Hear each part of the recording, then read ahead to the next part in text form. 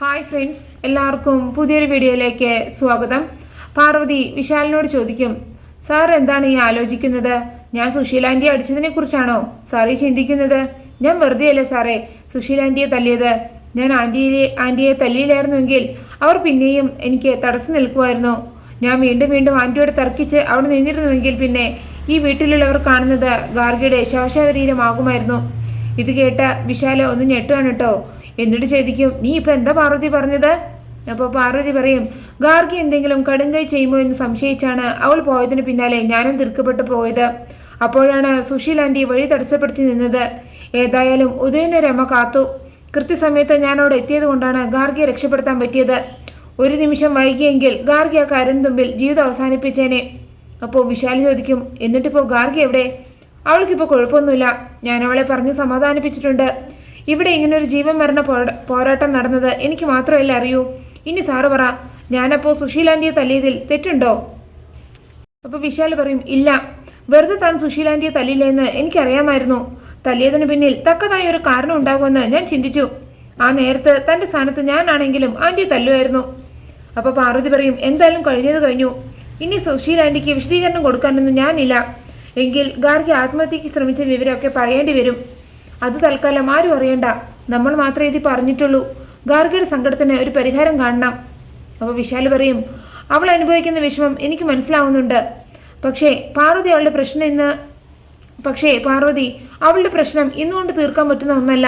കുറച്ച് സമയമെടുക്കും. പിന്നെ നാളെ താൻ എൻ്റെ കൂടെ ഓഫീസിലേക്ക് ഒന്ന് വരണം. ഒരു കാര്യമുണ്ട്, കുറച്ച് നേരത്തെ ഇറങ്ങണം. അതുകൊണ്ട് താൻ ഇപ്പോൾ പോയി കിടന്നുറങ്ങ് എന്ന് പറഞ്ഞിട്ട് പാർവതിയർ മുറിയിലേക്ക് പറഞ്ഞു വിടുകയാണ്.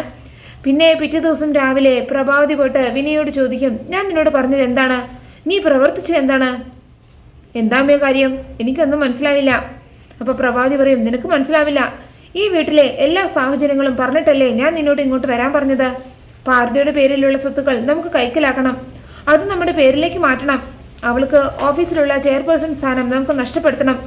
ഇതൊക്കെ സാധിച്ചെടുക്കാൻ വേണ്ടിയല്ലേ നിന്നോട് ഞാൻ ഇങ്ങോട്ട് വരാൻ പറഞ്ഞത്? അതെ, ഇതൊക്കെ പറഞ്ഞിട്ട് തന്നെയാണ് അമ്മ എന്നിങ്ങോട്ട് വിളിച്ചത്. അപ്പോൾ പ്രഭാവതി ചോദിക്കും, എന്നിട്ട് നീ എന്തായി ചെയ്തത്?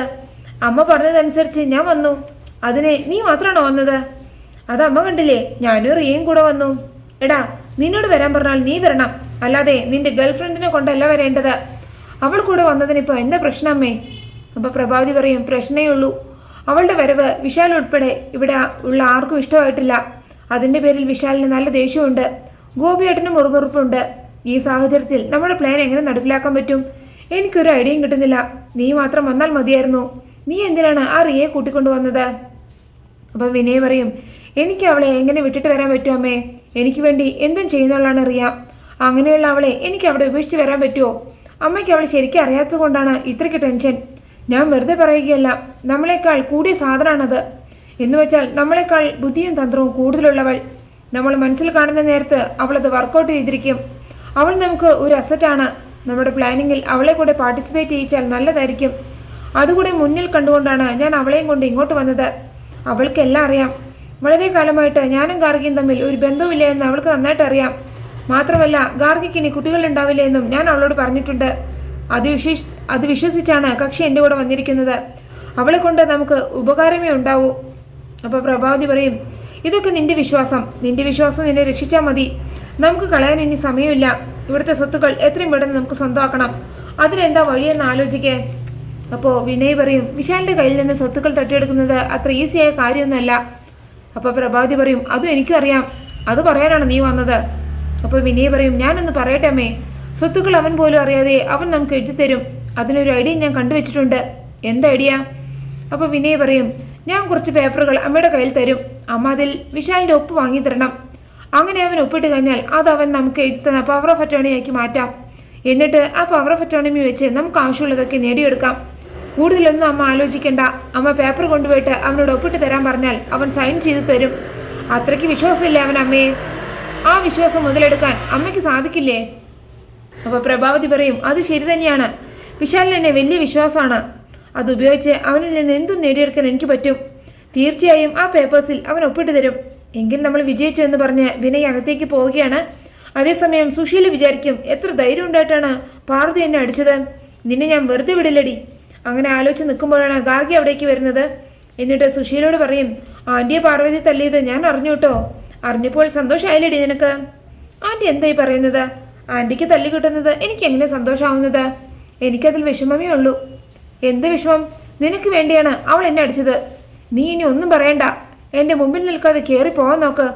എൻ്റെ മുമ്പിൽ നിന്നാലേ അവളോടുള്ള ദേഷ്യം ഞാൻ നിന്നോടായിരിക്കും തീർക്കുക. അപ്പോഴാണ് പാർവതി അവിടേക്ക് വരുന്നത്. പാർവതിയെ കാണുമ്പോൾ സുശീല ഗാർഗിയോട് പറയും, സാറില്ല മോളെ, എനിക്ക് കുഴപ്പമൊന്നുമില്ല. കാര്യം അറിയാതെ പാർവതിയെ തടഞ്ഞതുകൊണ്ടല്ലേ അവൾ എന്നെ അടിച്ചത്. അത് സ്വാഭാവികം. എനിക്കതിൽ യാതൊരു പരാതിയുമില്ല, ഒരു സങ്കടവുമില്ല. മോൾക്കിപ്പോൾ സമാധാനമായില്ലേ? എന്നിട്ട് പാർവതിയോട് പറയും, എനിക്കൊരു പരാതിയില്ല കേട്ടോ.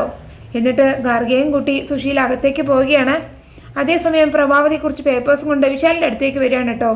എന്നിട്ട് വിശാലിനോട് പറയും, നമ്മൾ ലക്ഷ്മിപുരത്ത് ഗായത്രിയുടെ പേരിൽ നിർമ്മിക്കുന്ന ആശ്രമത്തിൻ്റെ കൺസ്ട്രക്ഷന് വേണ്ട ഫണ്ട് റിലീസിങ്ങിൽ എന്തോ ഒരു പ്രശ്നം ഉണ്ടായിട്ടുണ്ട്. അത് കാരണം അവിടുത്തെ ജോലികൾ തടസ്സപ്പെട്ടിരിക്കുകയാണ്. എല്ലാം ഇപ്പോൾ പാതി വഴിയിലായി. നീ അതിന് ടെൻഷൻ ആവേണ്ട കാര്യമൊന്നുമില്ല. ഫണ്ട് റിലീസ് ചെയ്യാൻ വേണ്ട പേപ്പറൊക്കെ ഞാൻ റെഡിയാക്കി വെച്ചിട്ടുണ്ട്. നീ ഈ പേപ്പറിലൊക്കെ ഒന്ന് ഒപ്പിട്ട് തന്നാൽ മതി. പ്രശ്നങ്ങളൊക്കെ തീരും. പണം പെട്ടെന്ന് റിലീസ് ചെയ്ത് നമുക്ക് പണികൾ തീർക്കാം. അപ്പോൾ വിശാൽ പറയും, എങ്കിലമ്മ ആ പേപ്പറുകൾ താ, ഞാൻ സൈൻ ചെയ്ത് തരാം. അമ്മയുടെ പേരിലുള്ള ആശ്രമത്തിൻ്റെ പണികൾ ഒരിക്കലും തടസ്സപ്പെടാൻ പാടില്ല. അപ്പോൾ പ്രഭാവതി പറയും, അതെനിക്കറിയാം. അതുകൊണ്ടാണ് നിന്നോട് പോലും ചോദിക്കാതെ ഞാൻ ഈ പേപ്പറൊക്കെ റെഡിയാക്കിയത്. എന്നിട്ട് മനസ്സിൽ വിചാരിക്കും, നീ ഇതിൽ ഒപ്പിട്ട് താ, എന്നിട്ട് വേണം എനിക്ക് പാർവതിയായിട്ട് വട്ടം ചുറ്റിക്കാൻ. ഏതായാലും നിനക്ക് എന്നോട് വിശ്വാസമുള്ളത് നന്നായി. അതുകൊണ്ടാണല്ലോ നീ ഇത് വായിച്ചു പോലും നോക്കാതെ ഇതിൽ സൈൻ ചെയ്യാൻ പോകുന്നത്. എൻ്റെ മോൻ വേഗം ഒപ്പിട്.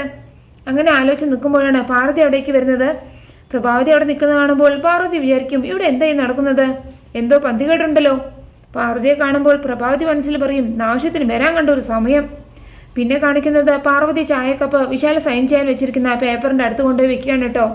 വിശാൽ സൈൻ ചെയ്യാൻ തുടങ്ങുമ്പോഴേക്കും വിശാലിൻ്റെ കൈ തട്ടി ആ ചായക്കപ്പ് ആ പേപ്പറിലേക്ക് മറിഞ്ഞു വീഴുകയാണ്.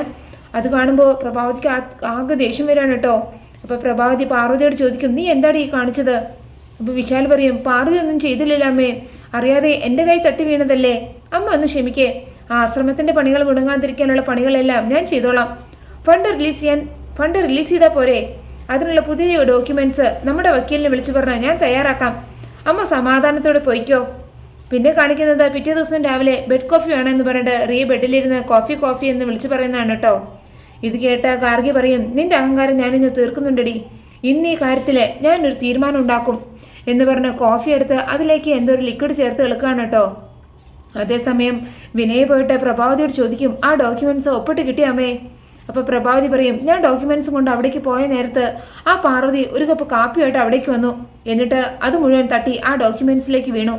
ഇത് കേൾക്കുമ്പോൾ വിനയ് പറയും, അടിച്ചവളുടെ കർണം പുകയ്ക്കായിരുന്നില്ലേ അമ്മയ്ക്ക്? അപ്പോൾ പ്രഭാവതി പറയും, അന്നേരം വിശാൽ എന്നെ തടഞ്ഞു. അപ്പോഴാണ് സുശീൽ അവിടേക്ക് വരുന്നത്. എന്നിട്ട് പറയും, പാർവതി ആരാണെന്ന് നിങ്ങൾ വിചാരിക്കുന്നത്? കാഴ്ചയിൽ മാത്രമേ അവൾ പാവം, യഥാർത്ഥത്തിലേ അവൾ അത്ര പാവമൊന്നുമല്ല. നല്ല കൈക്കരുത്തുള്ളവളാണ്. അവളുടെ കയ്യിൽ നിന്ന് അടിവാങ്ങി എനിക്ക് അതറിയൂ. അതുകൊണ്ട് പ്രഭേച്ചി സൂക്ഷിച്ചു വേണം അവളെ തല്ലാൻ പോകാൻ. ചിലപ്പോൾ തല്ല് ചേച്ചിയും കിട്ടും. ഇതിനോടകം വല്ല തല്ല് കിട്ടിയോ? ഇല്ലെങ്കിൽ സൂക്ഷിച്ചോ. നമുക്കൊന്നും ഇപ്പോൾ ഇവിടെ ഒരു വിലയുമില്ല. എല്ലാ അധികാരവും അവളുടെ കയ്യിലാണ്. ഓഫീസിലും അവളുടെ ആജ്ഞ അനുസരിച്ചാണ് കാര്യങ്ങൾ നടക്കുന്നത്. അതുകൊണ്ട് അവളെ എതിർത്തുകൊണ്ട് നമുക്കൊന്നും ഇവിടെ ചെയ്യാൻ സാധിക്കില്ല. ആ ധൈര്യം അവൾക്കുണ്ട്. അതറിഞ്ഞിട്ടാണ് അവളിപ്പോൾ ഇങ്ങനെയൊക്കെ പെരുമാറുന്നത്. അതുകൊണ്ട് വിനയ്, നീയും അവളെ ഒന്ന് സൂക്ഷിച്ചോ. അപ്പോൾ വിനയ് പറയും, അങ്ങനെ അവളെ പേടിക്കുന്നവനൊന്നുമല്ല ഈ വിനയ്. ഈ വിനയ് ആരാണെന്ന് അവൾക്ക് ശരിക്കറിയില്ല. അവൾക്കുള്ള തിരിച്ചടി ഞാൻ കൊടുക്കുന്നുണ്ട്. അവളുടെ അഹങ്കാരം ഇതോടെ ഞാൻ തീർക്കും എന്ന് പറഞ്ഞിട്ട് വിനയ് ദേഷ്യത്തോടെ അകത്തേക്ക് കയറി പോവുകയാണ്. അതേസമയം റിയ ഡൈനിങ് ടേബിളിൽ വന്നിരുന്നിട്ട് പറയും, ഒരു കപ്പ് കോഫി ചോദിച്ചിട്ട് എത്ര നേരമായി? ഒരു കോഫി തരാൻ ഇവിടെ ആരുമില്ലേ? അപ്പോഴാണ് ഗാർഗി കോഫി കൊണ്ടുവന്ന് റിയയ്ക്ക് കൊടുക്കുന്നത് കേട്ടോ. എന്നിട്ട് പറയും, ബഹളം കൂട്ടണ്ട, ഞാൻ റിയയ്ക്ക് വേണ്ടി കോഫി എടുക്കുകയായിരുന്നു.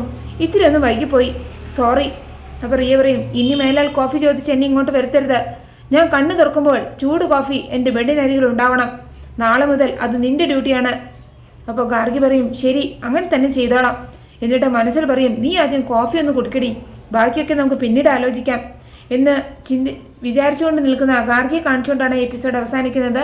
നിങ്ങൾക്ക് എൻ്റെ റിവ്യൂ ഇഷ്ടമായാലും മറക്കാതെ എല്ലാവരും ലൈക്കും സബ്സ്ക്രൈബ് തന്ന് എന്നെ ഒന്ന് സപ്പോർട്ട് ചെയ്യണേ പ്ലീസ്.